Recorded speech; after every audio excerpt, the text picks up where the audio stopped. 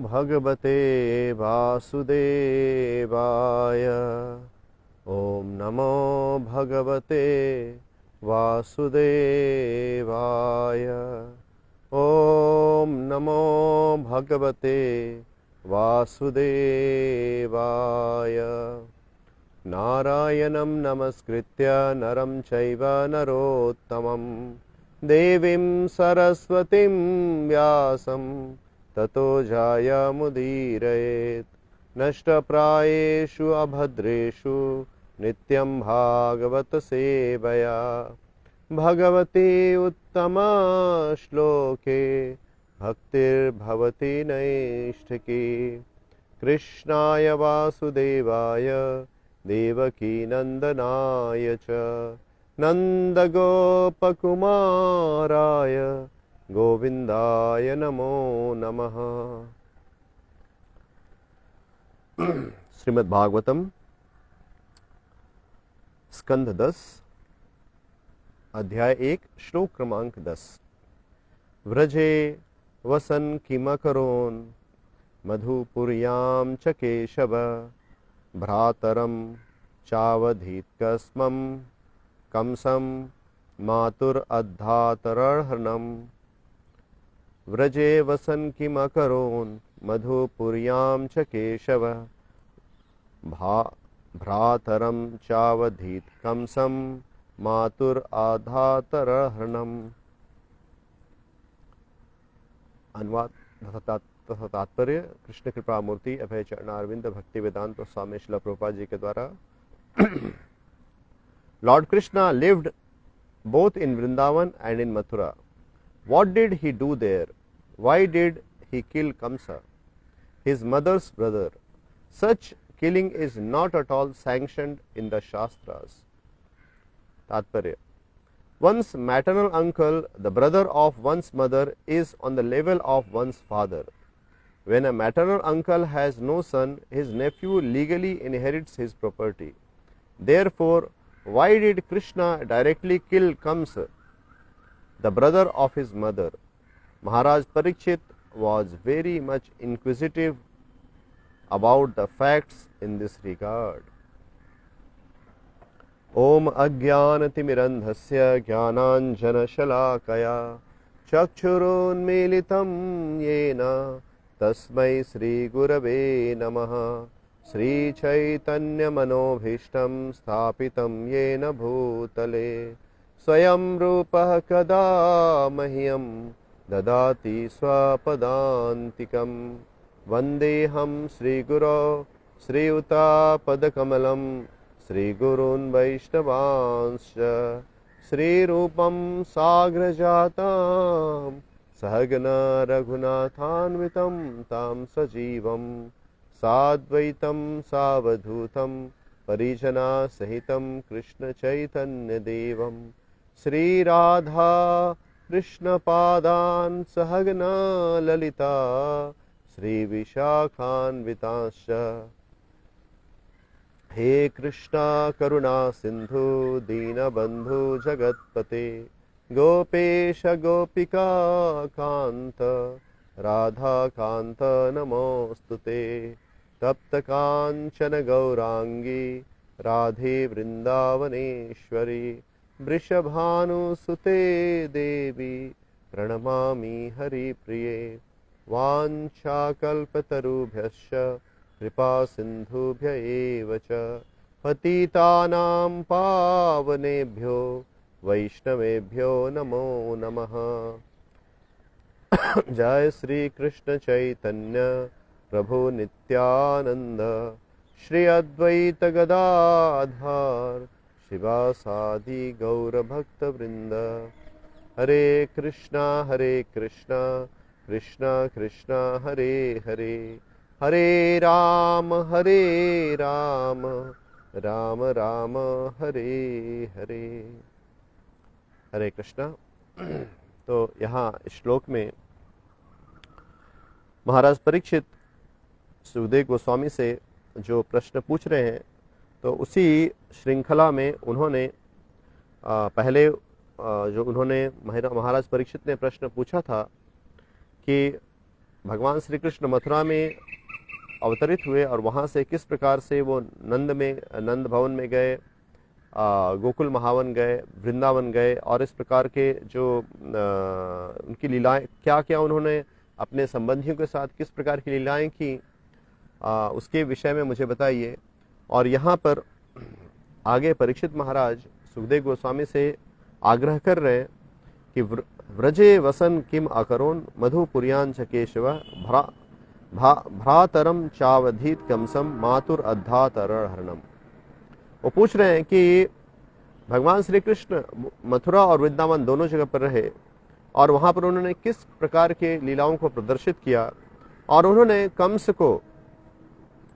कंस का वध क्यों किया। भ्रातरम चावधीत कंसम मातुर अद्धातरहरणम। वो उनके माता के भाई थे, अर्थात उनके मामा थे, तो अपने मामा का वध भगवान श्री कृष्ण ने क्यों किया।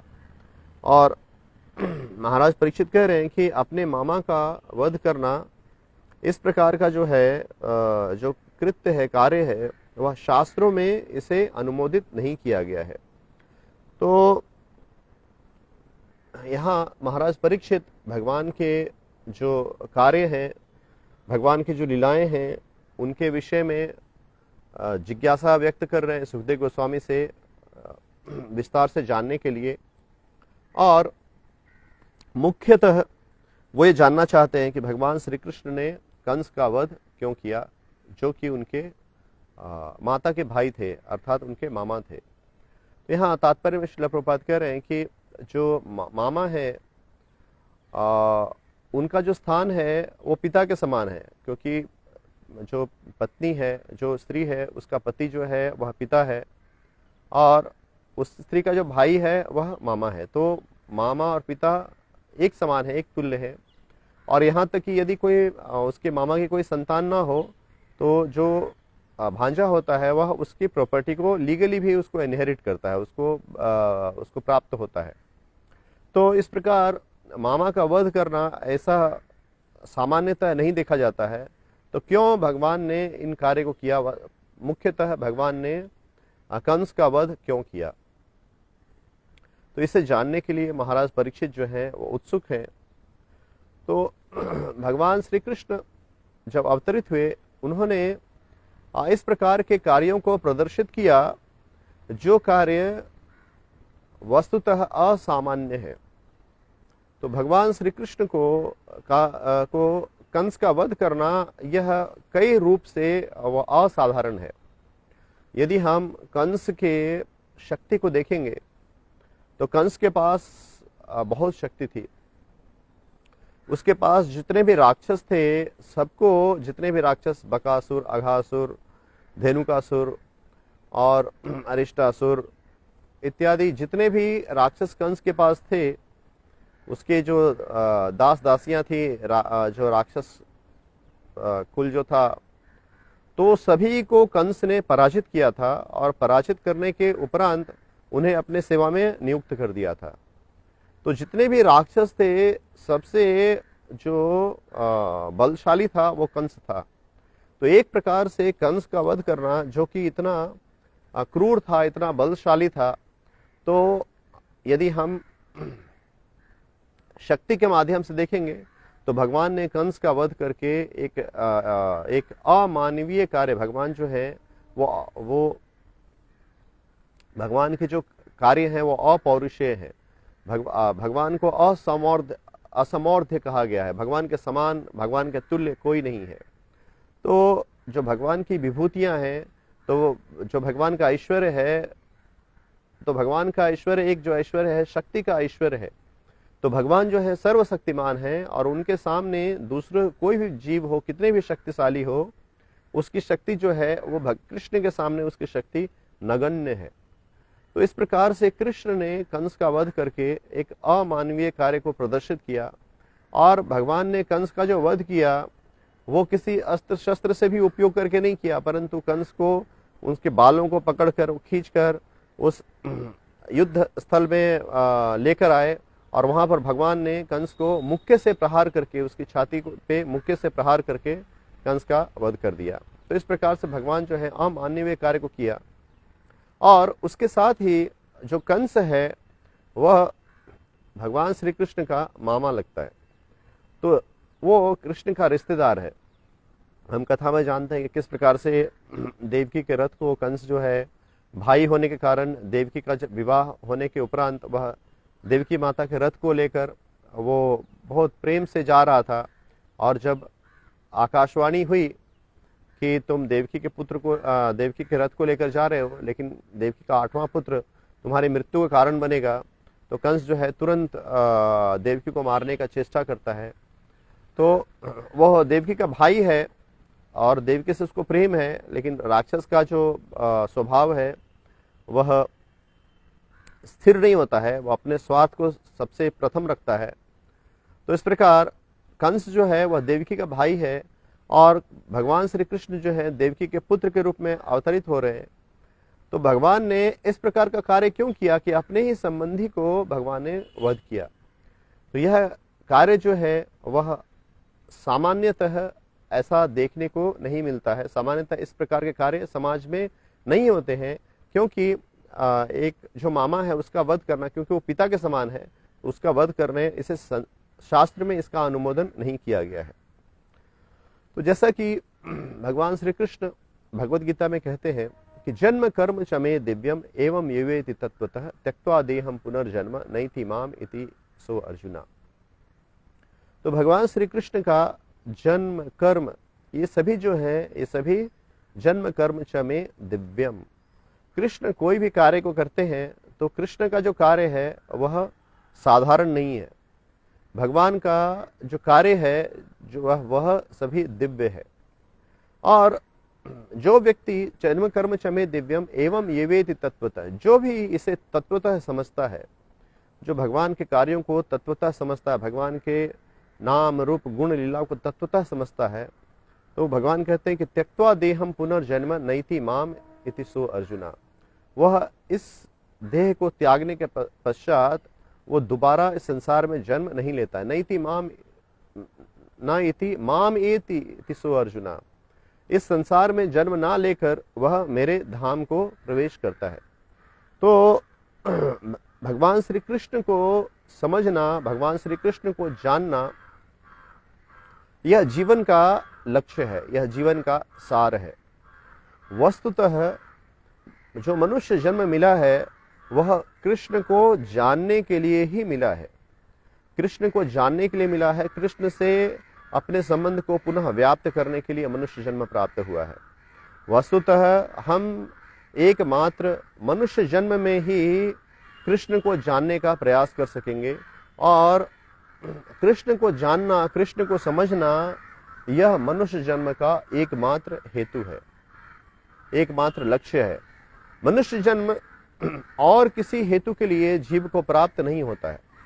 हम देखते हैं कि संसार में जितने भी जन्म हैं, जितने भी योनियां हैं, जो संसार में 84 लाख योनियों में जीव प्रकट होता है, 84 लाख योनियों को जीव नाना प्रकार से उन शरीरों को जीव ग्रहण करता है, तो उन सभी योनियों में से मनुष्य योनि जो है वो श्रेष्ठ है, मनुष्य योनि जो है वो उत्तम है।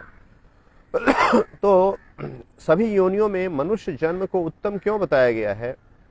क्योंकि मनुष्य जन्म में जीव को यह ज्ञान होता है, उसे यह विवेक प्राप्त होता है कि उस बात को समझ सके कि वो कौन है, वो कहाँ से आया है, जन्म मृत्यु का चक्र क्या है, संसार क्या है, मैं संसार में कष्ट क्यों भोग रहा हूँ, भगवान कौन है, और इस प्रकार भगवान से मेरा क्या संबंध है।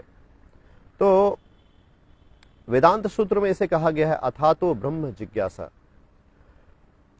ब्रह्म जिज्ञासा यानी कि कृष्ण कौन है, सृष्टि के रचयिता कौन है, किसने सृष्टि का निर्माण किया, किसने मेरी उत्पत्ति की है, मैं कहाँ से आया हूँ, मैं कहाँ से उत्पन्न हुआ हूँ, और उस शाश्वत सत्य से मेरा क्या संबंध है, इस विषय के ऊपर इंक्वायरी करना, उस विषय के ऊपर जिज्ञासा करना, यह मनुष्य जन्म का ध्येय है, यह मनुष्य जन्म का लक्ष्य है। तो जो भी जीव इस प्रकार की जिज्ञासा करता है, वह जीव जो है वह वास्तव में अपने मनुष्य जन्म को सार्थक करने का प्रयास कर रहा है।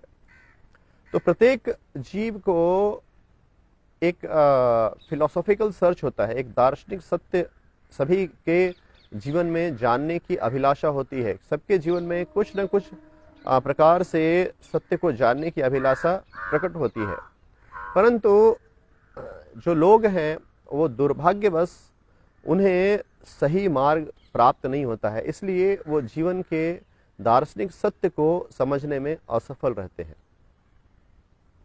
वस्तुतः भगवान जो है वो जीव के हृदय में परमात्मा के रूप में विद्यमान है, और भगवान ईश्वर सर्वभूतानि हृदय से अर्जुना तिष्ठति भ्रामयन् सर्वभूतानि यंत्र रूढ़ानि मायया।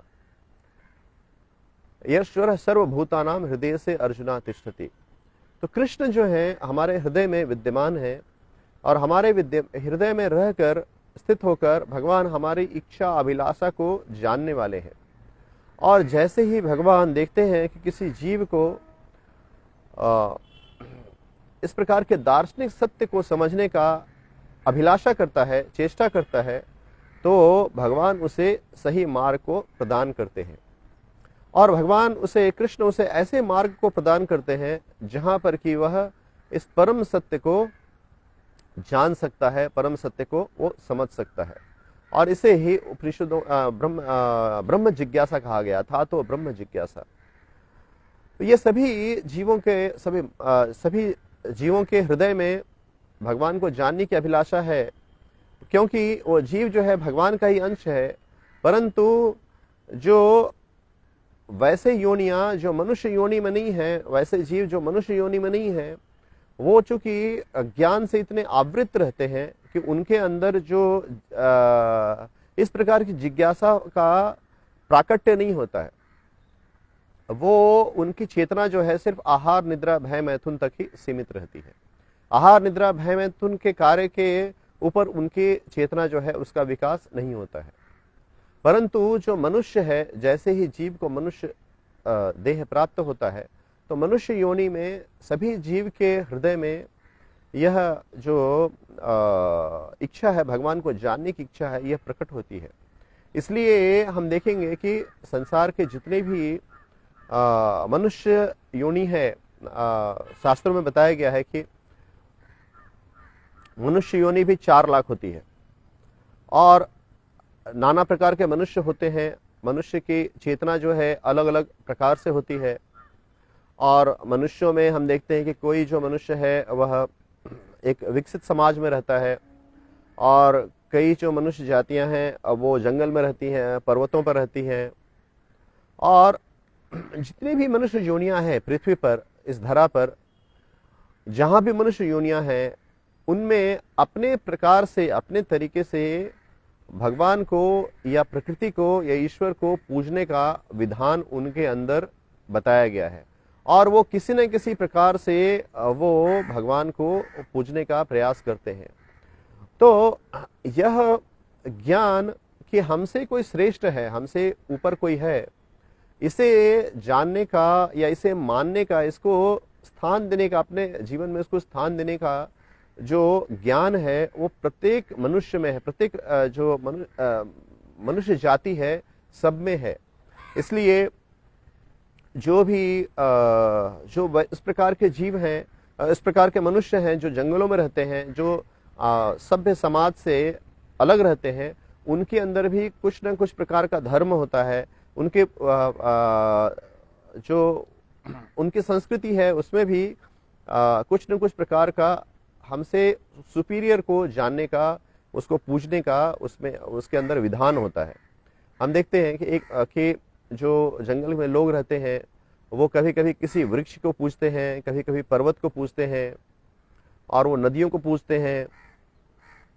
और उनके अंदर भी हो सकता है कि उनकी जो पूजा पद्धति है वह वैष्णव पद्धति के अनुरूप ना हो, उनकी पद्धति उनके संस्कृति में जो है ढाला हुआ हो, परंतु पूजना या अपने से श्रेष्ठ जो है उसको अपने जीवन में स्थान देना, उसके सत्ता को स्वीकार करना, ये प्रत्येक मानव जाति के अंदर कहीं ना कहीं इस ज्ञान को प्रवाहित किया गया, इस ज्ञान को दिया गया है। बहुत वर्ष पूर्व हम मेरे ख्याल से 1999 में महाराज जो हैं हमें अहोबिलम लेकर गए थे, और हम काफ़ी सारे भक्तों के साथ अहोबिलम गए थे। और अहोबिलम जो क्षेत्र है वहाँ पर नरसिंह डीटीज हैं, और नरसिंह भगवान जो हैं उनके 9 विग्रह हैं वहाँ पर, और कोई कोई विग्रह जो है बिल्कुल जंगल के अंदर है। और जब जंगल के अंदर हम गए भगवान का दर्शन करने के लिए, तो वहाँ पर हमने देखा कि बहुत सारे जो लोग हैं वो वहाँ पर मुर्गों की बलि देते हैं, और वहाँ पर बहुत सारे मुर्गे के पंख और उसके जो दूसरे अवशेष हैं वहाँ पर पड़े हुए थे जंगल में। तो राधा गोपीनाथ प्रभु ने वहाँ पर थे, उन्होंने बताया कि देखो ये जो आप देख रहे हो, तो यहाँ जंगल में भी जो प्रजातियाँ रहती हैं, छोटे छोटे गांव हैं, वहाँ से लोग आते हैं, नरसिंह भगवान को पूजते हैं, और उनका पूजा का जो विधान है वह जो है मुर्गियों को बलि देकर और इस प्रकार से नरसिंह भगवान को पूजते हैं। तो नरसिंह भगवान ने तो ऐसा नहीं कहा। नरसिंह भगवान तो भक्त को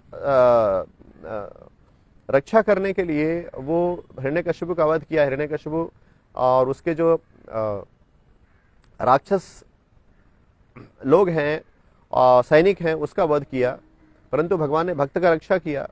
परंतु ये जो गांव के लोग हैं, चूंकि वो जंगल के प्रजाति हैं, तो इस प्रकार से वो भगवान को पूजते हैं। परंतु पूजना जो विधान है वो उनको दिया गया है। तो वस्तुतः प्रत्येक मनुष्य योनि में इस ज्ञान को समझने का यह दार्शनिक खोज के उसके जीवन में अभिलाषा होती है, उसके जीवन में प्राकट्य होता है। परंतु जो सौभाग्यवान व्यक्ति है उसे ही प्रामाणिक जो मार्ग है उसकी प्राप्ति होती है।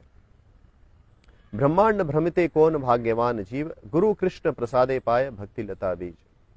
तो जो सौभाग्यवान व्यक्ति है, जिसने कोई सुकृति किया है, जिसने किसी वैष्णव का संग किया है, वैष्णव से सुना है, वैष्णव की सेवा की है, एक छोटी से छोटी सेवा से वैष्णव को प्रसन्न किया है, तो भगवान उस जीव से प्रसन्न होकर और उसकी सुकृति को देखते हुए उसे सन्मार्ग प्रदान करते हैं, उसे वैष्णव का संग प्रदान करते हैं।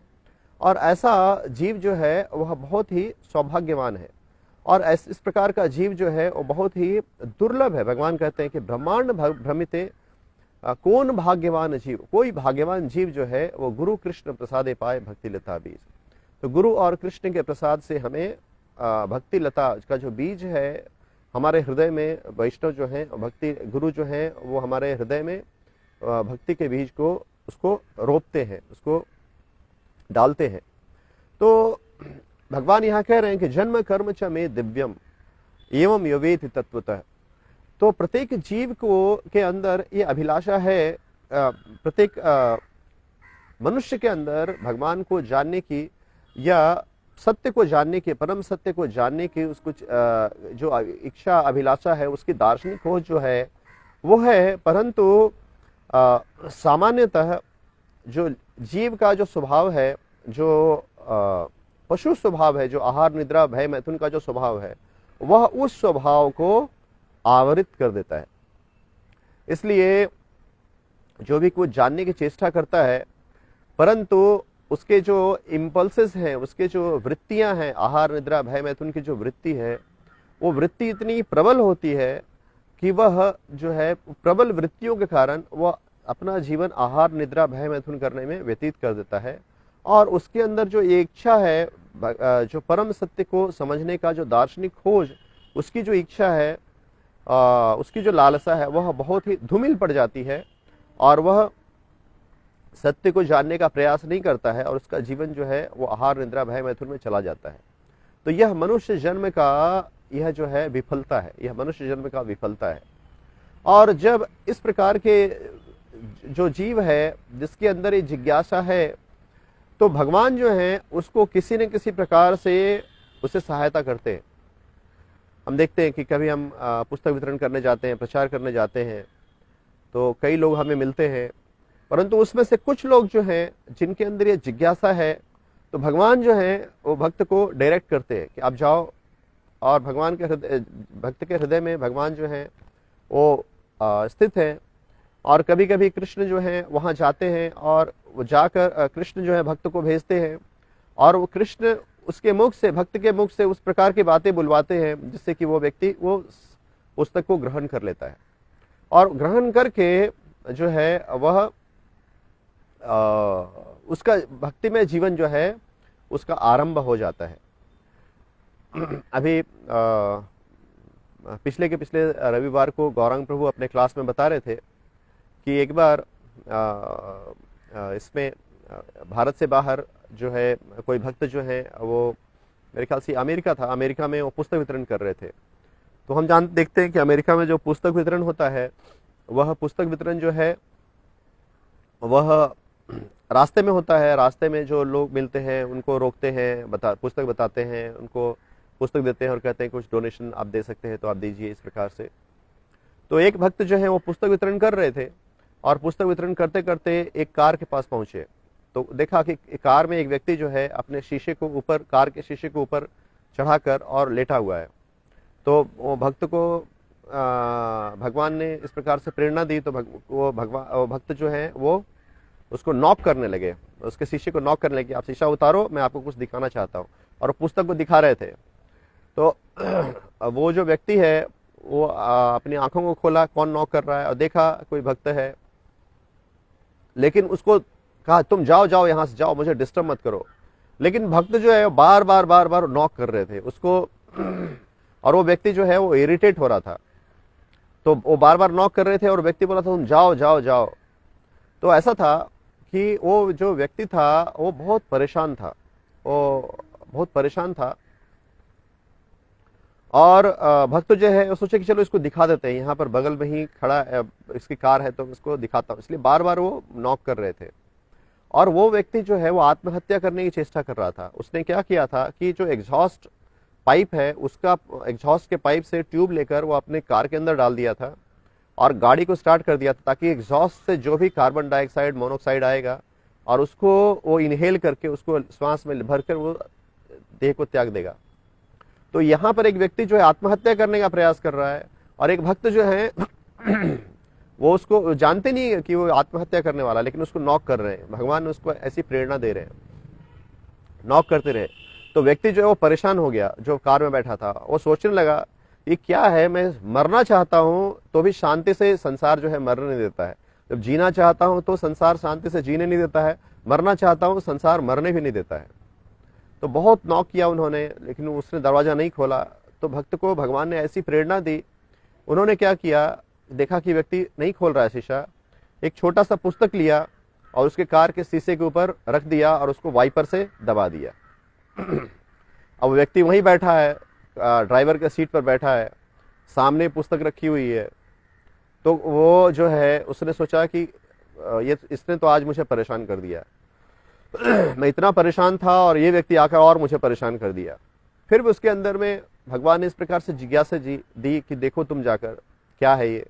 तो उसने कार का दरवाजा खोला और उस पुस्तक को उठाया और पुस्तक को वो पढ़ने लगा। और जैसे ही वो पढ़ा, श्रील प्रभुपाद उस पुस्तक में लिख रहे थे कि संसार जो है ये कष्टमय है, संसार कष्टों से भरा हुआ है और यहाँ पर प्रत्येक जीव जो है वो कष्ट का जीवन व्यतीत कर रहे हैं। पहला लाइन उसने यही पढ़ा तो उसे एकदम से ज्ञान हुआ कि क्या मैं ही, ऐसा नहीं है कि मैं अकेला इस संसार में कष्ट भोग रहा हूं, इस संसार कष्ट में है, इस संसार में प्रत्येक जीव कष्ट भोग रहे हैं। तो यह जो है उसके हृदय में यह ज्ञान की ज्योति आई, वो संसार ही कष्ट में है तो मुझे कष्टों से विचलित नहीं होना चाहिए। और यह जो लाइन था, जो पंक्ति श्रील प्रभुपाद जी की वाणी को पढ़ा, उसके जीवन में प्रकाश उत्पन्न हुआ ज्ञान का। उसने पुस्तक को पढ़ा और उसे एक आशा मिली, उसे नई जीवन की आशा मिली। और उसके बाद वो जो है संडे को, दूसरे संडे को वो मंदिर में गया और उस भक्त से मिला जिस भक्त ने उसको वो पुस्तक दिया था, और उस भक्त को ये सारा उसने वृतांत बताया और उसके बाद वो व्यक्ति जो है वो भक्त बन गया। तो भगवान किस प्रकार से जीव को उसके, यदि उसे कुछ जानने की इच्छा है, उसके अंदर सत्य को जानने की, भगवान को जानने की यदि जिज्ञासा है, तो किस प्रकार से प्रबंध करते हैं जिससे कि उसे इस ज्ञान की प्राप्ति हो सके और वो अपने जीवन में आगे बढ़, अपने भक्तिमय जीवन में वो आगे बढ़ सके, अपने आध्यात्मिक जीवन में और उन्नति कर सके। तो विशेषतः भगवान अपने भक्तियों को माध्यम बनाते हैं, अपने भक्तों को भगवान माध्यम बनाते हैं दूसरे जीवों के जीवन की रक्षा के लिए, दूसरे जीवन के आध्यात्मिक विकास के लिए। भक्त जो हैं कृष्ण उनको माध्यम बनाते हैं। इसलिए भक्तों को क्या है कि भगवान के आंदोलन में हमें एक निमित्त बन जाना है। जो गुरु कह रहे हैं उस कार्य को हमें आगे बढ़ाना है, और भगवान हमें शक्ति, यदि हम गुरु के प्रति आश्रित हैं, गुरु के शिक्षाओं को यदि हम निष्ठापूर्वक अपने जीवन में उतारने का प्रयास कर रहे हैं, अभ्यास कर रहे हैं, तो भगवान जो है हमें शक्ति, बल, सामर्थ्य, सब कुछ, ज्ञान, सब कुछ प्रदान करेंगे। हम देखते हैं कि श्रील प्रभुपाद जो है वो जब अमेरिका जा रहे थे जलदूत में, तो श्रील प्रभुपाद जी ने भगवान से प्रार्थना की, और भगवान से प्रार्थना कर कर वो एक भजन के रूप में करते हैं, भजन लिखते हैं, और उसमें प्रभुपाद लिखते हैं कि मुझ में कोई ज्ञान नहीं है, मुझ में कोई बल नहीं है, कोई ज्ञान नहीं है, और फिर भी लोग मुझे जो है वो भक्ति वेदांत ने मुझे नाम दिया है। तो हे कृष्ण, मेरे पास तो भक्ति नहीं है, तो आप जो है इस नाम को सार्थक कीजिए, और आप इस भक्ति वेदांत तात्पर्य को आप लिखिए, और मेरी वाणी को इस प्रकार अनुकूल कर दीजिए जिससे कि यहाँ के जो लोग हैं, जो रजोगुण और तमोगुण से भरे हुए हैं, मेरी वाणी को इस प्रकार से कर दीजिए कि वो उस वाणी को, उस ज्ञान को समझ सके। और इस प्रकार श्रील प्रभुपाद कहते हैं कि नचाओ नचाओ प्रभु नचाओ से मते, काष्ठर्य पुतली यथा नचाओ से मते। जिस प्रकार जो कठपुतली होती है, वो उसको नचाने वाला जो डोर से उसको नियंत्रित करता है और कठपुतली नाचती है, उसी प्रकार से श्रील प्रभुपाद कह रहे हैं कि हे कृष्ण, आप मुझे इस प्रकार से आप नचाइए। और इस प्रकार से भगवान को पूर्णतः समर्पित है श्रील प्रभुपाद। तो हम भी इस अपने जीवन में इस प्रकार से प्रभुपाद जी की इस उदाहरण से शिक्षा ग्रहण कर सकते हैं, किस प्रकार हमें भी गुरु और कृष्ण के प्रति हमें निष्ठावान होना है, और उनके कहे गए आदेशों को पालन करना है, और उनके कहे गए मार्ग को यथाशक्ति उसे अपने जीवन में उतारने का, उसके अपने जीवन में उसको पालन करने का प्रयास करना है। यदि हम ऐसा प्रयास करेंगे तो भगवान जो है अपने भक्तों को प्रेम पूर्वक, भगवान बहुत प्रसन्न होते हैं और अपने भक्तों को निमित्त बनाते हैं दूसरे जीवन का कल्याण के लिए। तो यहाँ इस श्लोक में जो हम अभी व्याख्या कर रहे हैं कि जन्म कर्म च मे दिव्यम एवं यवेति तत्वतः। जन्म, भगवान का जन्म और भगवान का कर्म जो है वह दिव्य है, और उसे जानना यह जीवन, मनुष्य जीवन का हेतु है। और मनुष्य जन्म में ही व्यक्ति इस दिव्य ज्ञान को जान सकता है, समझ सकता है और उसका अभ्यास कर सकता है। और मनुष्य जन्म एकमात्र इसी हेतु, इसी निमित्त उसे प्रदान किया गया है। और जो भी व्यक्ति इस हेतु को अपने जीवन में विकसित नहीं करता है, उसे पाने का प्रयास नहीं करता है, तो उसका जीवन जो है वो पशुवत है। इसलिए शास्त्र में कहा गया कि आहार निद्रा भय मैथुनश्च सामान्य एतत् पशुभे नराणाम धर्मो हितेषाम अधिको विशेषो धर्मे हीना पशुभे समाना। तो धर्म जो है कि हम भगवान कौन है, हमारा क्या संबंध है भगवान से, तो कृष्ण को जानना, कृष्ण को जानने का अर्थ है कि भगवान को जानना, भगवान की विभूतियों को जानना। और भगवान की विभूतियों में यह जो है सृष्टि है, ये भगवान की विभूति है। और यहाँ जो भी चीज ऐसे जो भी की चीज जो प्रकाशवान है, जो तेजवान है, वह भी भगवान की विभूति है। जैसे भगवान कहते हैं कि जो सूर्य और चंद्रमा है मेरी आंखें हैं, और इस प्रकार से मैं जल का स्वाद हूँ, मैं पर्वतों में हिमालय हूँ। इस प्रकार से भगवान अपनी विभूतियों को प्रदर्शित करते हैं। और भगवान कहते हैं कि यदि यद विभूति मत सत्वम श्रीमत ऊर्जितमेव तत्तत् इवावगच्छत्वम मम तेजोम शशम्भवम। तो कृष्ण को जानना अर्थात कृष्ण की शक्तियों को जानना, कृष्ण की विभूतियों को जानना, और कृष्ण के शक्तियों के माध्यम से हम कृष्ण को जान पाते हैं, कृष्ण को समझ पाते हैं। क्योंकि कृष्ण की शक्तियां जो हैं, यह प्रकृति जो है जिसमें हम निवास कर रहे हैं, यह प्रकृति जो है भगवान की शक्ति है, भगवान की बहिरंगा शक्ति है। और इन शक्तियों के माध्यम से हम भगवान को जान पाते हैं। और भगवान की जो भक्ति है वह भी चित्त शक्ति है, जो भगवान का ज्ञान है वह भी चित्त शक्ति है। तो कृष्ण को जानने का अर्थ है कि हम भगवान को उनकी शक्तियों के साथ जानते हैं, भगवान के उनके शक्तियों के साथ उन्हें समझने का प्रयास करते हैं। तो भगवान को जाने बिना मनुष्य जन्म का जो है हेतु सिद्ध नहीं होता है। श्वेताश्वतर उपनिषद में कहा गया है, तमेव विदित्वान मृत्युम इति मन्यः नान्यः पंथा विद्यते यनाय। तो तमेव विदित्वा मृत्युम इति, भगवान को जानने के बाद जीव जो है वह जन्म और मृत्यु को प्राप्त कर लेता है। यह श्वेताश्वतर उपनिषद में भी कहा गया, जैसे कि भगवान कह रहे हैं कि जन्म कर्म चमे दिव्यम एवं एवेति तत्वतः त्यक्त्वा देहम पुनर्जन्म नैति माम इति सो अर्जुना। तो इस श्लोक में तात्पर्य में श्रील प्रभुपाद श्वेताश्वतर उपनिषद से इस श्लोक को कोट करते हैं, तमेव विदित्वति मृत्युम इति नान्यः पंथा विद्यते यनाय। तो दूसरा जन्म और मृत्यु को पार करने का और दूसरा कोई मार्ग नहीं है। कृष्ण को जानना, कृष्ण से अपने संबंध को व्याप्त करने का अलावा जन्म और मृत्यु को पार करने का और दूसरा कोई मार्ग नहीं है। क्योंकि भगवान की विभूतियों को जो व्यक्ति कोई समझता है, भगवान को कोई समझता है, तो वह स्वाभाविक रूप से वो कृष्ण को अपने आराध्य देव के रूप में उसे स्वीकार करता है और वो कृष्ण की भक्ति में रत होता है। यह स्वाभाविक है क्योंकि वह कृष्ण को यथारूप जान लेता है। लेकिन जो व्यक्ति परंपरा से भगवान के ज्ञान को ग्रहण नहीं करते हैं, जो व्यक्ति भौतिक तरीके से भगवान को समझने का प्रयास करते हैं, जैसे श्रील प्रभुपाद कहते हैं कि जब श्रील प्रभुपाद ने श्रीमद् भगवद गीता यथारूप का उसको प्रकाशित किया, तो उससे पहले भगवद गीता के बहुत सारे संस्करण थे जो इस संसार में विद्यमान थे, और इस प्रकार के संस्करण भगवद गीता उसका वितरण वो पूरे संसार में हुआ था। अमेरिका में, यूरोपियन देशों में भी भगवद गीता के अलग अलग संस्करण थे, परंतु उसे पढ़कर कोई भी व्यक्ति भगवान का भक्त नहीं बना। परंतु श्रील प्रभुपाद जब अमेरिका में प्रचार किए, जब उन्होंने भगवद गीता यथारूप को, Shrimad Bhagavad Gita as it is को लिखा, उसको प्रकाशित किया, तो लोग उसे पढ़कर भगवान को यथारूप समझ पाए और इस प्रकार उन्होंने अपने जीवन को भगवान को समर्पित किया और भगवान के भक्त बने और उन्होंने कृष्ण भावनामृत आंदोलन में सहभागी बने और इस ज्ञान का प्रचार करने में श्रील प्रभुपाद जी के सहभागी बने।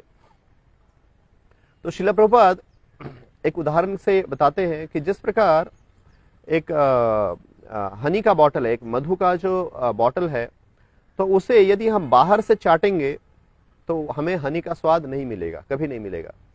और जब हनी के स्वाद को यदि हमें चखना है तो हमें उसके ढक्कन को खोलना पड़ेगा और हनी को निकालना पड़ेगा और उसको स्वीकार करना पड़ेगा, तब हम जान सकेंगे।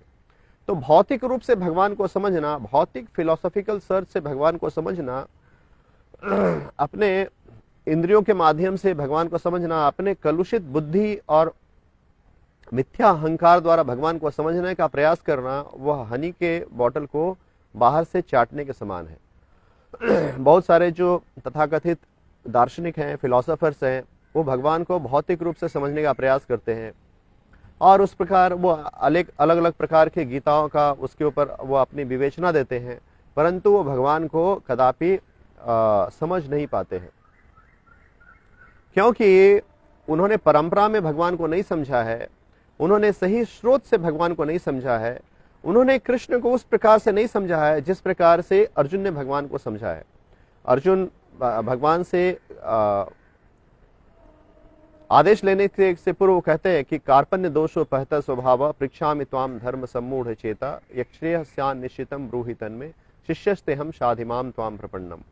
तो अर्जुन वो कह रहे हैं कि मैं आपका शिष्य हूँ, मैं आपका जो है आपके शरणागत हूँ, शिष्य हूँ, शरणागत हूँ, आप मुझे बताइए। तो जब तक जीव नम्रता पूर्वक वह तद विधि प्रणिपाते न परिप्रश्ने न सेवया उपदीक्षान्ते ते ज्ञानम ज्ञानिनः तत्त्वदर्शिनः।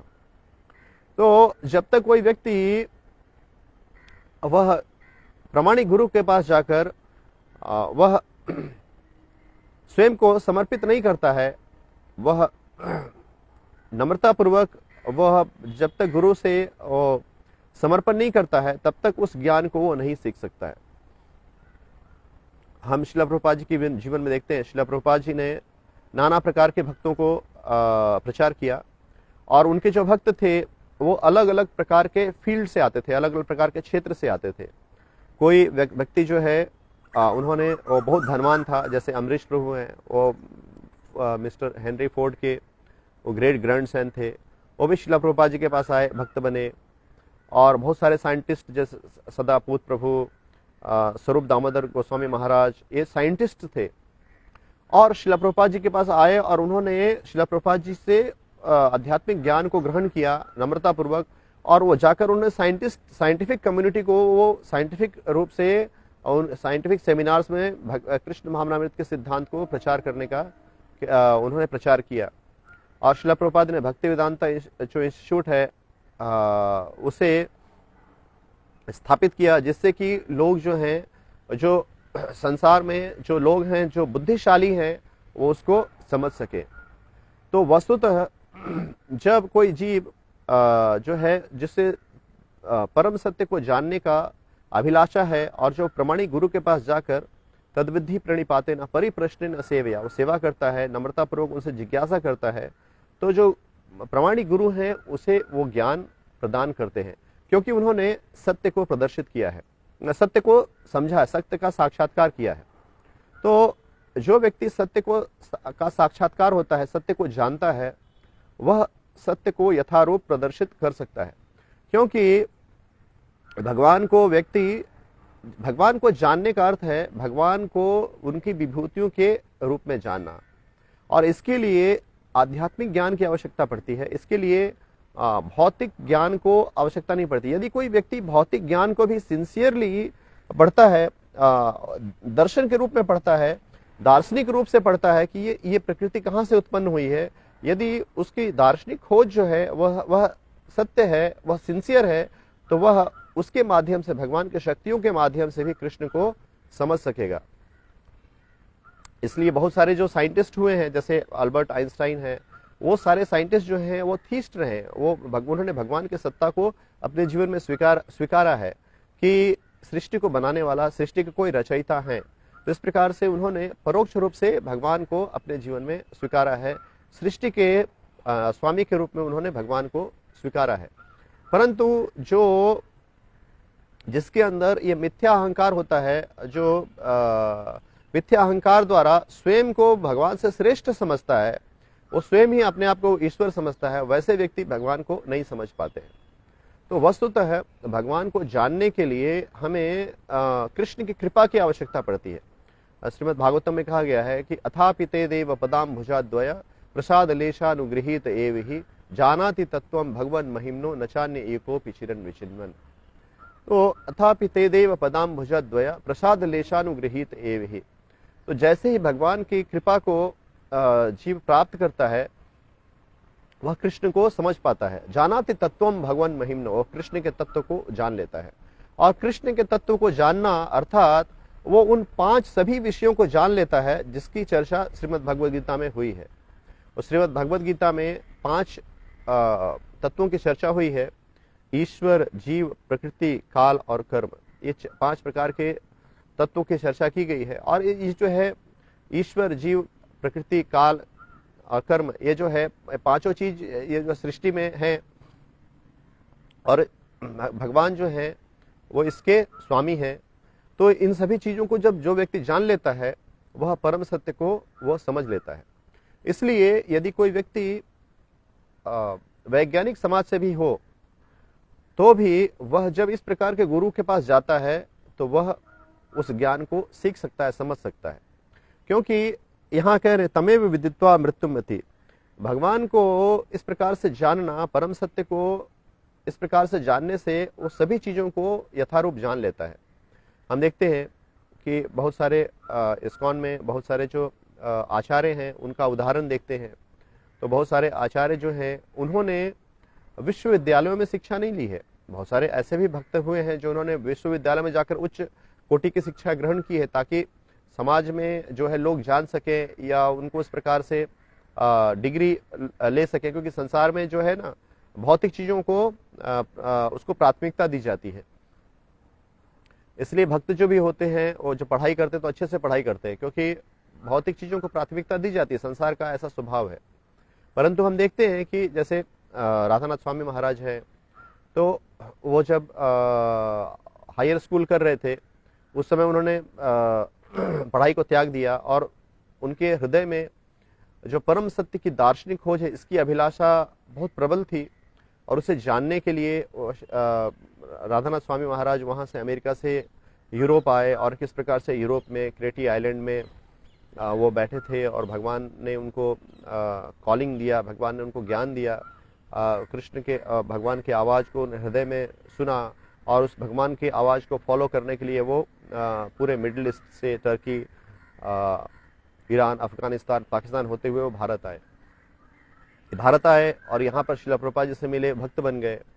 और अभी राधानाथ स्वामी महाराज के जो शिष्यगण हैं वो कितने IIT, IIM और इतने सारे जो है डिग्री को लेने वाले हैं। देखते हैं गौरांग प्रभु, राधेश्याम प्रभु, भक्ति रसानंद स्वामी महाराज, तो ये सभी जो हैं ये अपने समय में बहुत ही कुशाग्र बुद्धि के युवक थे, और उनके पास बहुत सारी डिग्रियां थी। ये डिग्री राधानाथ महाराज के पास नहीं था, परंतु उन्होंने जब महाराज से मिले तो उनके जो हृदय में परम सत्य को जानने की इच्छा थी उसे महाराज ने बताया। क्योंकि महाराज आचार्य हैं, उन्होंने श्रील प्रभुपाद जी से शिक्षा ली है, तो जो व्यक्ति परम सत्य को जानता है वह भगवान की विभूतियों को अच्छे प्रकार से जान पाता है, और जिन विषयों की चर्चा भगवान ने श्रीमद् भगवद्गीता में की है उसे वो यथारूप जान लेता है। और वैसे गुरु का आश्रय ग्रहण करने से जीव जो है वह भगवान को समझ पाता है, और भगवान के वो कृष्ण महामनामृत में वह क्रमिक विकास करना आरंभ कर देता है। ऐसे बहुत सारे उदाहरण हैं। मैं जब जामनगर में था तो वहाँ मुझे मुरलीधर प्रभु, वहाँ जो टेम्पल प्रेसिडेंट, उन्होंने बताया कि भक्ति विकास महाराज वह भी ज़्यादा पढ़े नहीं हैं, लेकिन हम देखते हैं भक्ति विकास महाराज ने भी बहुत सारे पुस्तकों को उन्होंने लिखा है, बहुत सारे पुस्तकों को लिखा है। उन्होंने रामायण लिखा है, Brahmacharini Krishna consciousness, message to youth of India, और भारत के कल्चर के विषय में भी लिखा है। बहुत सारी पुस्तकों को लिखा है कि स्त्री का क्या धर्म होना चाहिए, और उन्होंने भक्ति सिद्धांत वैभव और बहुत सारे पुस्तकों को लिखा है। और तो कैसे यह संभव था कि बहुत ज़्यादा विश्वविद्यालयों में शिक्षा न लेने के उपरांत भी इन पुस्तकों का वो निर्माण कर रहे हैं, रचना कर रहे हैं। हम जो है राधानाथ महाराज ने लिखा द जर्नी होम, वो पूरे विश्व में इतना प्रख्यात हुआ। तो जो एक भक्त बता रहे थे कि जब वो उनका पुस्तक लॉन्च हो रहा था तो एक लेडी थी जो उसके एडिटोरियल को देखी, और उसको जब पढ़ा तो उस लेडी ने कहा कि this book is written by God. उसने पुस्तक पढ़ के समझ गया कि ये कोई मनुष्य जो है ऐसा पुस्तक नहीं लिख सकता है। उसके अंदर एक ज्ञान आया। तो ऐसा कैसे? क्योंकि ये जो व्यक्ति भगवान को समर्पित होता है, जो भगवान को तत्वतः जानता है, वह प्रकृति के सभी चीजों को वो स्वतः जान लेता है। वासुदेवे भगवती भक्ति योग प्रयोजितः जनयतियासु वैराग्यम ज्ञानम च यद अहितुकम। भगवान की जो भक्ति है वह ज्ञान और वैराग्य को वस्तुतः भक्त के जीवन में वो प्रदर्शित करती है, वो प्रकट होती है। जैसे ही जीव वासुदेव की भक्ति में स्वयं को नियोजित करता है, स्वयं को लगाता है, तो ज्ञान और वैराग्य स्वतः ही उसके जीवन में प्रकट होते हैं, और वो भगवान को तत्वतः वदंती तत्तत् विदस्तत्वम यज्ञानम अद्वयम ब्रह्मेति परमात्मेति भगवानिति शब्दते। वो भगवान को तत्वतः जान लेता है, और यह जो ज्ञान है इस ज्ञान को परंपरा में ग्रहण करना लेना है जीव को, और इस ज्ञान को जानने के उपरांत जो है तमेव विदित्वान मृत्युम इति, तो इसे जानने के बाद जीव जो है वह जन्म और मृत्यु के चक्र को पार कर लेता है। और इस प्रकार जो है यहाँ महाराज परीक्षित श्रीला सुखदेव गोस्वामी से यह अनुग्रह कर रहे हैं, इसको रख रहे हैं, इस विषय को रख रहे हैं कि भगवान ने किन किन प्रकार से कार्यों को किया, क्यों मथुरा से वृंदावन गए और नंद भवन गए, गोकुल महावन गए, वृंदावन गए, उन्होंने कंस का वध क्यों किया। इस प्रकार के नाना प्रश्नों को सुखदेव गोस्वामी के समक्ष वो प्रस्तुत कर रहे हैं, और इसकी भगवान के लीलाओं को विस्तृत रूप से जानने के वो जिज्ञासु हैं। तो यहाँ मैं समाप्त करता हूँ और फिर हम अगले थर्सडे को मिलेंगे। हरे कृष्णा कृष्णा कृष्णा हरे हरे, हरे राम राम राम हरे हरे। ग्रंथराज श्रीमद् भागवतम की जय। श्रील प्रभुपाद की जय। निताई गौर प्रेमानंदे। हरि हरि बोल।